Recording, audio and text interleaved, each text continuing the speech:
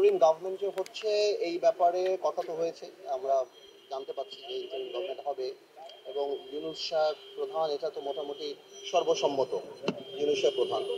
এই এই ব্যাপারগুলি ছাড়াও আমার কথার মধ্যে যেসব ব্যাপার প্রাধান্য পেয়েছে সেটা হলো যে দিস ভায়োলেন্স মাস্ট স্টপ। আমি যেটা রাষ্ট্রপতি বলেছি যে উনি গার্ডিয়ান টু দ্য কনস্টিটিউশন এই মুহূর্তে, এবং ওনার নর্মাল সময়ের চেয়ে ওনার এখন দায়িত্ব অনেক বেশি। এবং এই যে মারামারি লুট যেই ঘটনাগুলি ঘটছে সেই জিনিসটাকে যেভাবে হোক বন্ধ করতে হবে। দ্বিতীয়ত মাইনরিটিদের উপর, হিন্দু সম্প্রদায়ের উপর বিভিন্ন জায়গাতে যে অত্যাচার নিপীড়নগুলি চলছে সেই জিনিসগুলি বন্ধ করতে হবে। পুলিশকে দেখুন, সব পুলিশ তো আর খারাপ না, সব পুলিশ দলীয় হয় না। ছোট ছোট পুলিশ অফিসাররা তারা চাকরি করে, তারা তো আর কিছু জানে না। এটাই বলেছি, যেভাবেই হোক পুলিশকে তার দায়িত্বে ফেরত আনতে হবে। গত 15 বছর 16 বছর একটা সরকার ছিল, এই সরকারের সাথে অনেক ব্যবসায়ী বলেন, অনেকেই বলেন, বিভিন্ন কারণেই সম্পর্ক আছে। সবাই যে দলীয়ভাবে একদম সালমান এফ রহমান বা এসালম এদের মতো কাজ করছে নট নেসেসারিলি, আরো অনেক আছে। সবার মধ্যে যদি একটা ভয়ভীতি ঢুকে যায় তাহলে এই $1 ট্রিলিয়ন ইকোনমি ভেঙে পড়বে, থেমে যাবে। আমি ওনাকে সেটাও বলেছি যে এখন এফবিসিসি এর সভাপতি যারা বা এরা কিন্তু হ্যান্ডপিকড, এরা ওই আগের গভর্নমেন্টেরই নিজস্ব লোক, এরা কিন্তু বাংলাদেশের বিজনেস কমিউনিটিকে রিপ্রেজেন্ট করে না। তো আমি মনে করি ভালো বিজনেসম্যান যারা, তাদের সাথে কথা বলা, বিকজ রিজার্ভের অবস্থা খারাপ। গত 16 বছরে এই দেশে যে পরিমাণ দুর্নীতি হয়েছে পৃথিবীতে কোথাও হয় নাই, যে পরিমাণ টাকা পাচার হয়েছে পৃথিবীতে কোথাও হয় নাই আমার ধারণা। এবং রিজার্ভের অবস্থা খারাপ। গত 1 মাস দেশ যা দেখেছে, ইন্টারনেট বন্ধ থেকে আরম্ভ করে, গার্মেন্টস থেকে আরম্ভ করে যে লস, এটা তো আসলে ইরিপেয়ারেবল। তো আমরা তো আর অত বড় লোক কোনো দেশ না, অত ধনী কোনো দেশ না যে এটাকে আমরা হ্যান্ডেল করতে পারবো। এখন যদি এই ফিয়ার ফ্যাক্টর কাজ করে, এখন যদি সাধারণ বিজনেসম্যানরা, সাধারণ ব্যবসায়ীরা যদি ভয় পেয়ে যায়, তাহলে কিন্তু ইকোনমি একদম একদম ফল করে যাবে এবং এই দেশের আরো আরো আরো অসুবিধা হয়ে যাবে। তো আমি রাষ্ট্রপতিকে এই কথাটা বলেছি, মহান রাষ্ট্রপতিকে, যে আপনি এই জিনিসগুলো অ্যাড্রেস করেন। এই আগের যারা সভাপতি সেক্রেটারি যারা, এগুলি সব হ্যান্ডপিক, এগুলি না।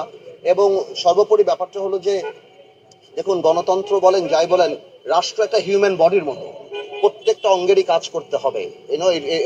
একজন সাকসেসফুল মানে একটা একটা সুস্থ মানুষ যেমন থাকে সাকসেসফুল কান্ট্রি হওয়ার জন্য, যে শুধু আমরা গণতন্ত্র আনলাম, ভোট দিলাম, সবই করলাম, কিন্তু আমার ইকোনমি ভেঙে পড়ছে, সবই ভেঙে পড়ছে, সেটা তো হয় না।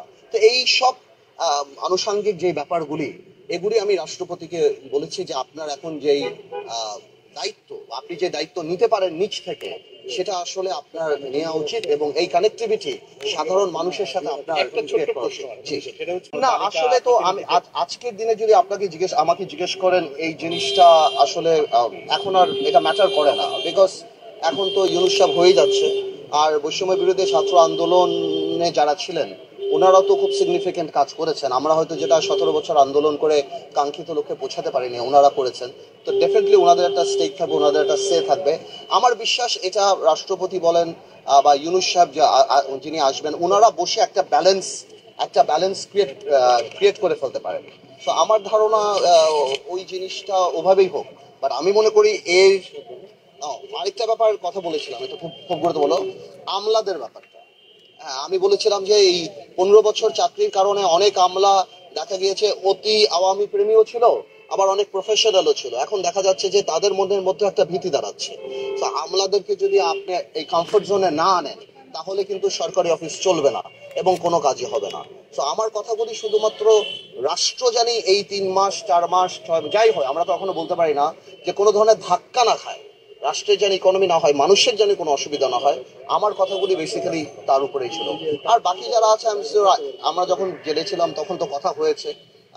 শপথ মনে হয় কালকে, না কালকে হওয়ার কথা। হ্যাঁ, তো কালকেই তো আমরা দেখতে পারবো, আমরা যদি অবশ্যই তো আমরা তো ইনভাইটেড, আমরা আমরা আসলে আমরা দেখতে পারবো। বাট শপথ হোক, একটা নতুন সরকার হোক, ভালোভাবে কাজ হোক, কিন্তু রাষ্ট্রপতির জায়গাটা এই ধরনের সিচুয়েশন অনেক ক্রুশিয়াল। হ্যাঁ, ইভেন যে সময়ের কথা বলা হচ্ছে, গভর্নমেন্টের সময়, কেউ বলছে 3 মাস, কেউ 6 মাস। আবার আমরা শুনতে পাচ্ছি যে যিনি দায়িত্ব নেবেন তার একটা চাওয়া আছে, একটা দীর্ঘ সময় না হলে রিফর্ম করা সম্ভব না। না, আপনাদের কি কোনো না, আমাদের কথা দেখুন, আমরা তো চাই, আমরা তো গণতান্ত্রিক পার্টি, আমরা তো পলিটিক্স করি, আমরা তো চাই নির্বাচন হবে, দেশ গণতন্ত্রের মধ্যে চলবে।